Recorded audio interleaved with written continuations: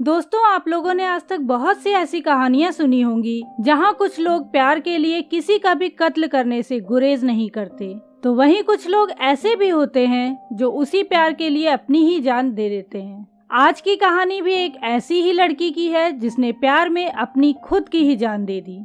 कहने को तो उसने अपनी छोटी सी उम्र में बहुत से बड़े बड़े मुकामों को हासिल किया था। जहां एक तरफ बॉलीवुड में लोगों की उम्र निकल जाती है एक ब्रेक थ्रू के लिए, वहीं इस लड़की ने 20 साल की छोटी सी उम्र में कई सारे टीवी शोज किए थे और कई बॉलीवुड मूवीज में काम भी किया था।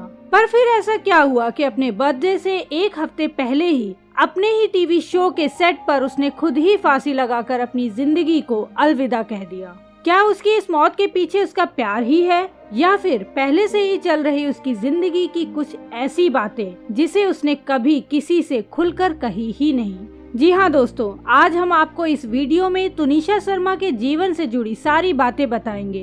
पर उससे पहले अगर आप इस चैनल पर नए हैं तो हमारे चैनल को सब्सक्राइब कर लें और सब्सक्राइब बटन के बगल में बनी घंटी को दबाना ना भूलें। तो चलिए दोस्तों, कहानी शुरू करते हैं। तुनिशा शर्मा का जन्म 4 जनवरी 2002 को चंडीगढ़ में हुआ था। तुनिशा को बचपन से ही अभिनय करने का बहुत ज्यादा शौक था, पर उसका बचपन बेहद ही तकलीफ भरा रहा। असल में दोस्तों, तुनिशा जब 10 साल की थी तब उसके पिता शैलेंद्र शर्मा की तबीयत ठीक नहीं चल रही थी, जिसकी वजह से उसी साल उनकी मृत्यु हो गई। तुनिशा अपने पापा से बहुत प्यार करती थी और जब उसके पिता की मृत्यु हुई तो वो इस सदमे से उबर नहीं पा रही थी, पर उसकी दादी ने उस समय पर उसे काफी संभाला। इसी दौरान उसे अपनी एक कजिन सिस्टर से भी बहुत लगाव हो गया था, पर कुछ समय बाद उसकी दादी और कजिन सिस्टर दोनों की मौत हो गई। अब पहले पापा, फिर दादी और उसके बाद कजिन सिस्टर। 12 साल की उस छोटी सी उम्र में ये 3 सदमे उससे बर्दाश्त नहीं हुए, जिसकी वजह से वो बचपन से ही डिप्रेशन और एंजाइटी की शिकार हो गई। तुनिशा की माँ विनीता शर्मा से अपनी बेटी की यह हालत देखी नहीं गई, लिहाजा वो तुनिशा को लेकर चंडीगढ़ से मुंबई आ गई। तुनिशा को बचपन से ही एक्टिंग का शौक था, तो मुंबई आने के बाद उसने कुछ टीवी सीरियल के लिए ऑडिशन दिया, जिसके बाद उसे अपनी जिंदगी की पहली सक्सेस के रूप में भारत का वीर पुत्र महाराणा प्रताप में चांद कंवर का रोल मिला। चांद कंवर के रोल में तुनिशा को सभी ने बहुत पसंद किया, जिसके बाद उसे एक के बाद एक टीवी सीरियल के ऑफर आने लगे और फिर इसी दौरान उसे फितूर मूवी में कैटरीना कैफ के बचपन का रोल करने का मौका मिला। इस रोल में वो कैटरीना कैफ को इतनी पसंद आई कि कैटरीना कैफ ने अपनी दूसरी मूवी बार बार देखो में भी कैटरीना के बचपन का रोल तुनिशा को ही दिलाया। इस सफलता के बाद तुनिशा ने दबंग 3 और कहानी 2 मूवी में भी अपनी एक्टिंग का जौहर दिखाया। इस बीच तुनिशा ने कई सारे टीवी सीरियल किए, पर अभी तक उन्हें किसी भी सीरियल में लीड कैरेक्टर का रोल नहीं मिला था। जून 2022 में तुनिशा की ये ख्वाहिश भी पूरी हो जाती है, जब उसे अली बाबा दास्ताने काबुल सीरियल में लीड कैरेक्टर शहजादी मरियम का रोल मिला। तुनिशा ये रोल पाके बहुत ज्यादा एक्साइटेड थी।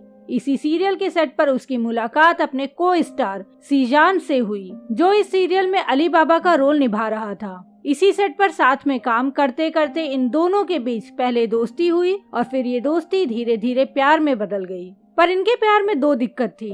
जहां एक तरफ सीजान 28 साल का था तो वहीं दूसरी तरफ तुनिशा अभी सिर्फ 20 साल की थी। इन दोनों के बीच में एक तो एज गैप ज्यादा था, दूसरा सीजान मुस्लिम था तो वहीं तुनिशा हिंदू थी। पर तुनिशा को इन दोनों बातों से कोई दिक्कत नहीं थी। वो मन ही मन सीजान और उसकी फैमिली को अपना मान चुकी थी। यहाँ तक कि सीजान की एक बहन जो फिल्म इंडस्ट्री में मेकअप आर्टिस्ट का काम करती है, उन्हें तुनिशा ने अपना मेकअप आर्टिस्ट भी बना लिया था। तुनिशा सीजान को पाने के लिए जो कुछ भी कर सकती थी उसने वो सब कुछ किया, पर उसे ये नहीं पता था कि सीजान उससे उतनी मोहब्बत नहीं करता जितनी कि वो उससे करती थी। जो प्यार अगस्त 2022 में शुरू हुआ वो दिसंबर आते आते खत्म हो चुका था। सीजान ने दिसंबर में तुनिशा से अचानक ही ब्रेकअप कर लिया, जिसका सदमा तुनिशा बर्दाश्त नहीं कर पाई, जिसके बाद फिर से उसे एंजाइटी अटैक आने लगे, जिसकी वजह से उसे कुछ दिन हॉस्पिटलाइज भी होना पड़ा। इसके बाद उसने कई बार सीजान को मनाने की कोशिश की, पर सीजान नहीं माना। दोस्तों, मैं यहाँ पे आपको कुछ बातें सीजान के बारे में भी बता दूं। सीजान खान का जन्म 9 सितंबर 1994 को मुंबई में हुआ। सीजान ने अपनी स्कूलिंग मुंबई में ही की। सीजान की फैमिली में इनकी माँ और 2 बहनें हैं। सीजान के माता पिता का बहुत पहले ही तलाक हो चुका है, जिसकी वजह से उसके पिता सीजान के साथ नहीं रहते। सीजान ने अपने एक्टिंग करियर की शुरुआत साल 2013 में जोधा अकबर सीरियल से की। इसके बाद सीजान को लगातार काम मिलता गया। उसने कई सारे टीवी सीरियल में काम किया, पर अभी तक उसे भी लीड कैरेक्टर का रोल किसी भी सीरियल में नहीं मिला था। अली बाबा दास्तान काबुल सीरियल में लीड कैरेक्टर अली बाबा का रोल सीजान को मिला। ये उसकी लाइफ की अब तक की सबसे बड़ी अचीवमेंट थी। पर उसके प्यार ने या फिर कह ले फरेब ने सीजान और तुनिशा दोनों की जिंदगियों को बर्बाद कर दिया। जैसा कि आप में से कई दोस्तों को ये पता होगा कि 24 दिसंबर 2022 को तुनिशा ने अली बाबा सीरियल के सेट पर फांसी लगाकर सुसाइड कर लिया था। अपने बर्थडे से 10 दिन पहले आखिर तुनिशा के साथ ऐसा क्या हुआ जिसकी वजह से उसने इतना बड़ा कदम उठा लिया? क्या इसमें सच में सीजान का कोई हाथ है या फिर नहीं? चलिए जानते हैं आखिर उस दिन क्या कुछ हुआ था। पर उससे पहले मैं आपको एक बात और यहाँ बता दूं कि 24 दिसंबर से एक वीक पहले भी तुनिशा ने सुसाइड करने की कोशिश की थी, पर उस समय सीजान वहाँ मौजूद था और उसने तुनिशा को ऐसा करने से रोक लिया था। असल में दोस्तों तुनिशा सीजान से बहुत ज्यादा प्यार करने लगी थी, पर वहीं दूसरी तरफ सीजान का तुनिशा के लिए प्यार कैजुअल था। सीजान की और भी कई लड़कियों से बातें होती थी जो कि तुनिशा को एकदम पसंद नहीं थी। तुनिशा हमेशा सीजान को दूसरी लड़कियों से दूर रखना चाहती थी और तुनिशा की यही आदत सीजान को पसंद नहीं थी। कुछ रिपोर्ट्स की माने तो इन दिनों तुनिशा की एक दोस्त की सीजान के साथ काफी नजदीकियां बढ़ने लगी थी और ये बात किसी तरह तुनिशा को भी पता चल गई, जिसके बाद तुनिशा और सीजान के बीच में काफी झगड़ा हुआ। इसी झगड़े की वजह से सीजान ने तुनिशा से ब्रेकअप कर लिया। इसके बाद तुनिशा को शूटिंग के दौरान एंजाइटी का अटैक भी आया और उन्हें पास के एक हॉस्पिटल में भर्ती कराया गया, पर इसके बाद भी सीजान का दिल तुनिशा के लिए नहीं पिघला। हॉस्पिटल से घर आने के बाद तुनिशा ने अपनी माँ से और सीजान की फैमिली से भी बहुत रिक्वेस्ट की कि सीजान को आप लोग समझाओ ताकि वो मेरे पास वापस चला आए, मैं उससे बहुत प्यार करती हूँ। तुनिशा की माँ और सीजान की फैमिली ने सीजान को बहुत समझाया, पर सीजान तब भी नहीं माना। सीजान को लग रहा था कि ये सब कुछ दिन में खत्म हो जाएगा और तुनिशा कुछ दिन में मुझे भूलकर अपनी जिंदगी में आगे बढ़ जाएगी, पर कुदरत को यहाँ कुछ और ही मंजूर था। 24 दिसंबर को तुनिशा शूट पे बिल्कुल नॉर्मल थी। रोज की ही तरह हंसते मुस्कुराते वो अपनी शूटिंग कंप्लीट करती है और उसके बाद उसने एक मीडिया हाउस के साथ इंटरव्यू भी किया और फिर 3 बजे लंच करने के लिए वो सीजान के मेकअप रूम में चली जाती है। लंच के दौरान उस मेकअप रूम में तुनिशा और सीजान के अलावा और कोई नहीं था। 3:15 पर सीजान उस मेकअप रूम से बाहर आता है और अपनी शूट की तैयारी करने लगता है। तुनिशा भी सीजान के साथ बाहर आती है, पर फिर वॉशरूम का बहाना बनाकर वो वापस सीजान के मेकअप रूम में चली जाती है और उस रूम को अंदर से लॉक कर देती है। कुछ देर तक जब तुनिशा मेकअप रूम से बाहर नहीं आती, तब सीजान उसे बुलाने जाता है। वो मेकअप रूम का दरवाजा काफी देर तक खटखटाता है, पर दरवाजा अंदर से नहीं खुलता, जिसके बाद सीजान कुछ लोगों के साथ मिलकर दरवाजा तोड़ देता है और अंदर जाकर देखता है तो उसे तुनिशा की लाश पंखे से लटकते हुए मिलती है। करीब 4 बज रहा था। सभी लोगों ने तुरंत तुनिशा की बॉडी को वहां से उतारा और तुरंत हॉस्पिटल लेकर पहुंचे, पर तब तक बहुत देर हो गई थी। तुनिशा शर्मा अब इस दुनिया को छोड़कर जा चुकी थी, जिसके बाद पुलिस वालों ने तुनिशा की लाश का पोस्टमार्टम कराया। पोस्टमार्टम रिपोर्ट में ये साफ हो गया कि तुनिशा की मौत गले में फांसी लगाने की वजह से हुई। दोस्तों, मैं यहाँ आप सबको ये बता दूं कि पोस्टमार्टम रिपोर्ट में ये साफ साफ बताया गया है कि तुनिशा शर्मा प्रेग्नेंट नहीं थी। ये सिर्फ कुछ YouTube चैनलों की तरफ से फैलाई हुई एक अफवाह है। पुलिस की शुरुआती जांच में पता चला कि तुनिशा ने आखिरी बार सीजान के साथ लंच किया था।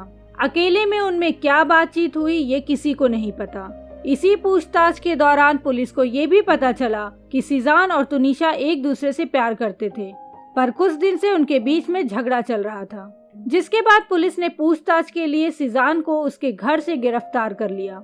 अब पुलिस यही पता लगाने में जुटी हुई है कि उस दिन लंच के दौरान ऐसा क्या कुछ हुआ जिसकी वजह से लंच के तुरंत बाद तुनिशा ने फांसी लगाकर अपनी जान दे दी। अब देखना होगा दोस्तों कि इस केस में क्या कुछ निकलकर सामने आता है। अभी तक जो भी जानकारी सामने आई है, मैंने वो सब कुछ इस वीडियो में बताने की कोशिश की है। अब आप सब दोस्त हमें कमेंट में ये जरूर लिखकर बताएं कि आपको क्या लगता है कि इस केस में किसकी गलती है, तुनिशा की बेवकूफ़ी या सीजान की बेवफाई। दोस्तों, मैंने तुनिशा की बेवकूफ़ी यहाँ पे इसलिए बोला है क्योंकि मुझे लगता है कि जो लोग भी इस तरह से सुसाइड करते हैं वो या तो कायर होते हैं या फिर बेवकूफ़। और इस केस में तुनिशा ने 4 महीने के प्यार के लिए जिस तरह से अपनी जान ले ली, उससे तो ये बेवकूफ़ी ज्यादा लगती है। उसने एक बार भी ये नहीं सोचा कि उसकी जान जाने के बाद उससे सबसे ज्यादा प्यार करने वाली उसकी माँ का क्या हाल होगा। दोस्तों, मेरी तो आप सभी से ये रिक्वेस्ट है कि अगर किसी के मन में सुसाइड के कोई भी थॉट आते हैं तो सबसे पहले आप अपने माता पिता के बारे में सोचिए, जिन्होंने आपको पाल पोस के इतना बड़ा किया है। आपके जाने के बाद उनका क्या होगा इसके बारे में भी सोचिए। दोस्तों, सुसाइड करना सिर्फ और सिर्फ कायरता और बेवकूफ़ी की निशानी है। अगर आपको इस अनमोल जिंदगी की कीमत नहीं पता है तो मेरी मानिए तो अपने पास के किसी भी हॉस्पिटल में चले जाइए और वहाँ एडमिट मरीजों से पूछ कर देखिए, तब आपको जिंदगी की कीमत पता चलेगी। तो दोस्तों, इसी के साथ आज की कहानी मैं यहीं खत्म करती हूँ। आपको ये कहानी अगर पसंद आई हो तो वीडियो को एक लाइक जरूर करें। आप सभी का एक लाइक इस वीडियो पे की गई हमारी मेहनत को सफल बनाता है। और दोस्तों, ऐसी ही क्राइम की कहानियाँ सुनने के लिए हमारे चैनल को सब्सक्राइब कर लें और सब्सक्राइब बटन के बगल में बनी घंटी को दबाना ना भूलें। मिलते हैं नेक्स्ट वीडियो में, तब तक के लिए बाय बाय, टेक केयर, शब्बा खैर।